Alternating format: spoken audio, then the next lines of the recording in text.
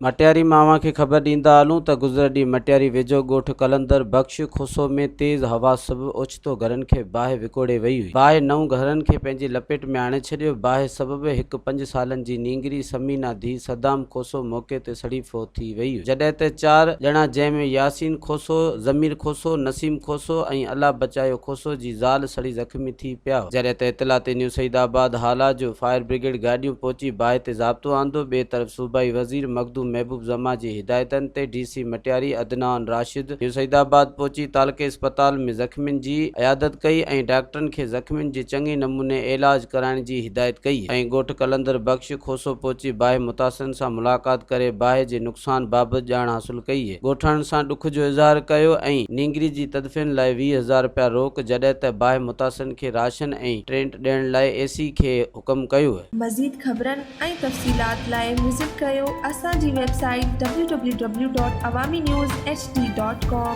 ऐं ॾिसंदा रहो अवामी न्यूज़ HD।